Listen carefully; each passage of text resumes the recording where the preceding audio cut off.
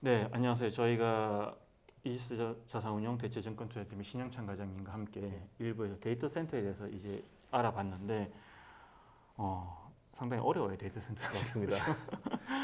이게 저희가 기술적인 것도 많이 알아야 되고 그리고 워낙 빠르게 변하고 있다 보니 어려운데 아마 1부보다는 저희 2부가 좀 더 수월할 것 같아요. 맞습니다. 네. 2부에서는 이제 주요 데이터 센터 리츠에 대한 얘기를 좀 해보려고 하는데 사실 이제 1부에서 잠깐 얘기 나왔지만 제일 큰 게 이제 에키닉스의 글로벌하게 보면 맞습니다. 그리고 두 번째 큰 게 디지털 리얼티인데 네.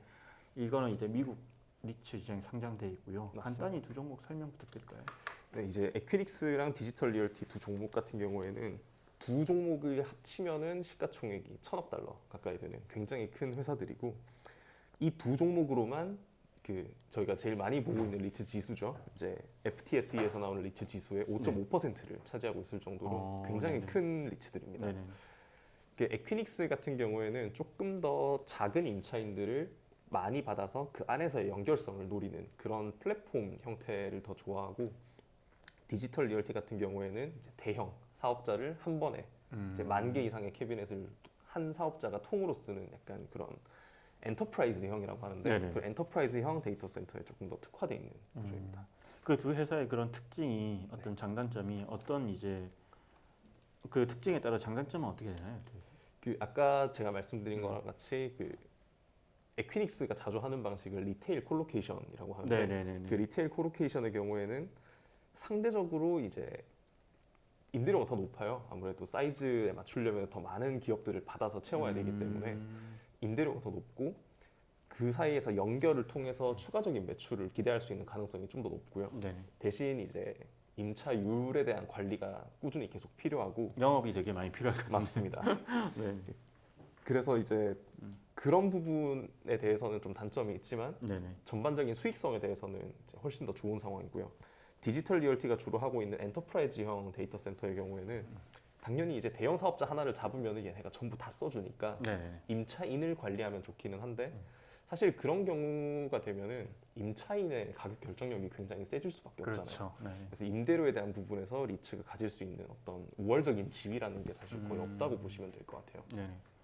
이게 그 싱가포르에도 캐펠 DC 리츠가 있어요. 근데 캐펠 DC 리츠라는 거는 이제 모회사인 캐펠의 영향을 크게 받는데 여기 이제 캐펠은 제가 알기로는 사모 부동산 펀드를 통해 가지고 어떤 데이터 센터 개발도 투자를 하고요.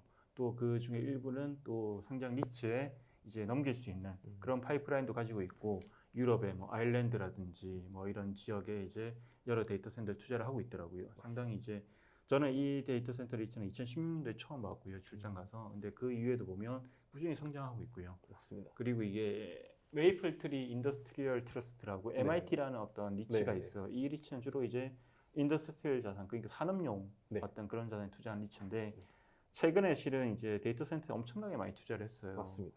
그래서 그래서 말씀 주신 거랑 같이 사실 인더스트리얼 자산이 위주가 될 것 같은 이름이지만 그쵸. 지금 자산 비중은 데이터 센터가 절반을 가지고 있습니다. 맞아요. 그리고 솔직히 지금 AUM으로 보면 MIT가 보유하고 있는 데이터 센터 AUM이 캐펠 DC 리츠를 넘어섰어요. 맞습니다. 이건 작년에 그들이 이제 계속해서 자산을 인수하면서 이제 우리가 아시아에서 1등 데이터 센터 리츠가 됐다고 얘기를 했던 부분이고요. 그래서 이제 어찌 보면 성장의 가능성이 높기 때문에 그쪽을 되게 집중하는 그런 게 보여요. 네. 맞습니다. 또 어떤 게 있나요? 이 외에도 사실은 이제 뭐 이런 에키니스와 디지털 리얼티 같은 리츠 외에도 향후에 또 상장될 수 있는 리츠도 있고요. 또 기존에 맞습니다. 상장한 리츠들 중에 또 데이터 센터를 비중을 늘려가는 리츠도 또 꽤 많더라고요. 네, 맞습니다. 스페인에 상장되어 있는 이제 멀린 프로퍼티스라는 회사가 있는데 이 경우에도 지금 2025년까지 데이터 센터 비중을 전체 자산의 15% 이상 확보를 하겠다고 지금 발표를 해둔 상태고 중장기적 전략이죠. 그래서 조금 더 이제 성장성 있는 산업에 기존의 리테일이나 오피스 같은 지금은 좀 강세를 보이지 못하고 있는 섹터의 비중을 낮추고 더 성장성이 있는 데이터 센터의 비중을 높이겠다는 전략을 계속 펴고 있고요.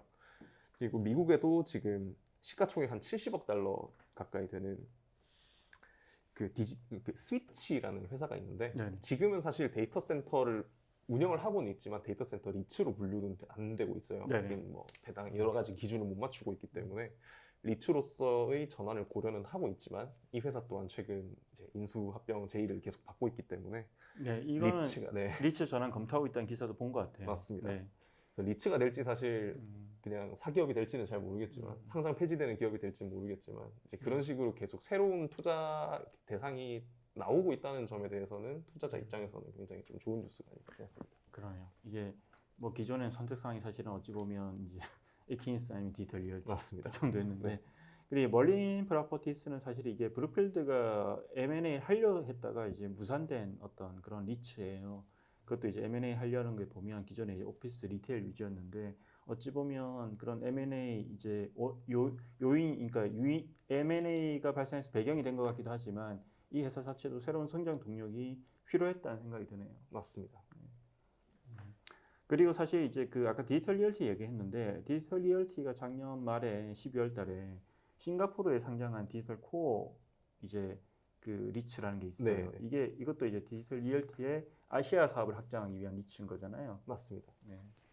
그런 식으로 좀 자회사를 상장을 시켜서 좀 사실 큰 영향이 있을지는 잘 모르겠어요. 그러니까 지금 이제 디지털 코어 리츠 자체도 이제 본토에 있는 디지털 리얼티 대비해서도 지금 실적이 그렇게까지 잘 나오느냐, 실적의 차별화가 있느냐 하면은 그 부분에 대해서는 사실 큰 차이는 없어 보이는데 지금 이제 디지털 코어 리츠 같은 경우에는 이제 새로운 시장에서의 어떤 새로운 시장의 진출인 거죠. 그러니까 그렇죠. 회사 입장에서도 네네. 그냥 싱가포르 시장 증시에 우리가 진출을 하겠다라는 그런 점에 조금 더 가까운 것으로 보입니다, 지금. 네, 이것도 뭐 사실 자산이 또 대부분 북미에 있기 때문에 맞습니다. 사실은 굳이 별도로 성장할 이유가 있나 싶지만 어찌 보면 뭐 싱가포르 거래소에서도 유치를 해야 되고 새로운 리츠를 여러 가지 요인이 있었던 것 같습니다.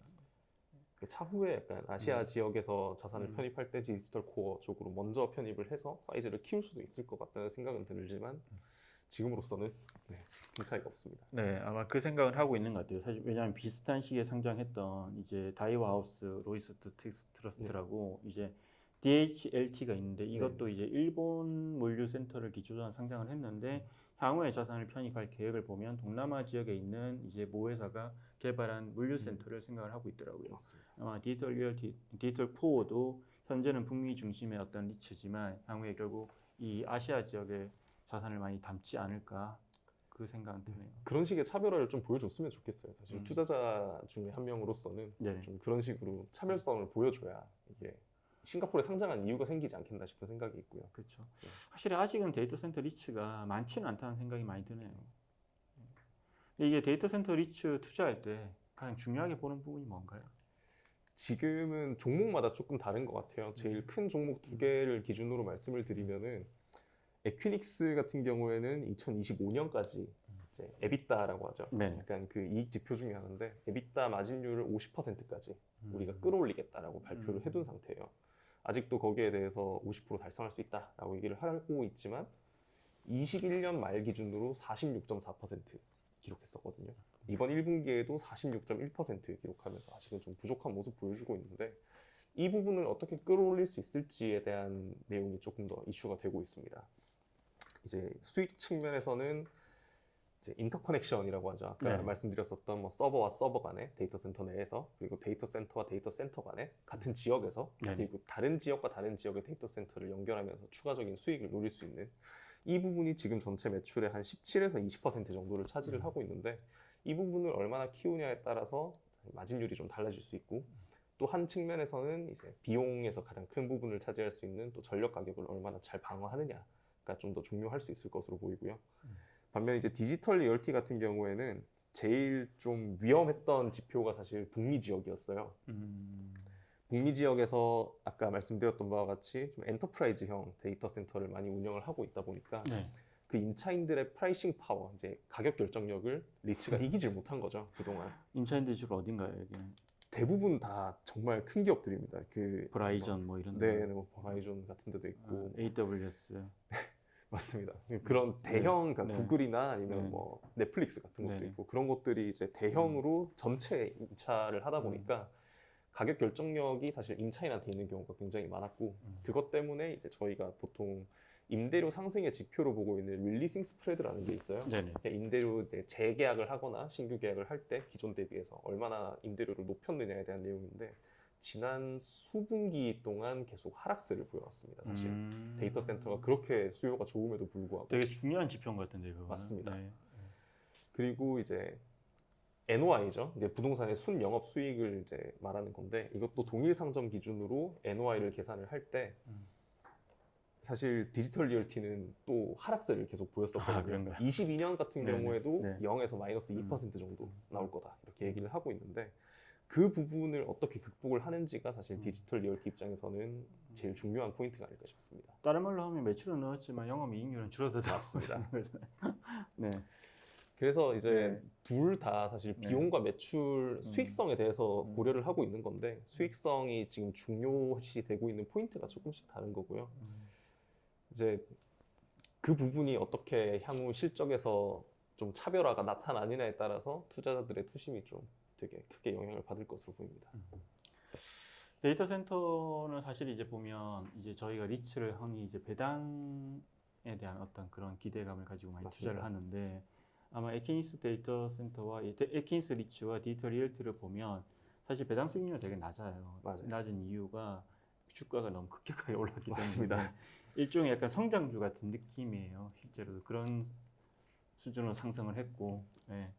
그러니까 그런 걸 잘 보시고 또 뭐 어찌 보면 우리는 이제 한국에서는 지금 요즘 특히나 배당을 많이 강조하지만 미국 리츠를 볼 때는 이제 토탈 리턴이라고 네. 이게 주가 상승률과 배당 수익을 같이 합쳐서 이제 그 평가를 하잖아요. 맞습니다. 그런 점에서 보면 충분히 매력 있는 종목이긴 해요.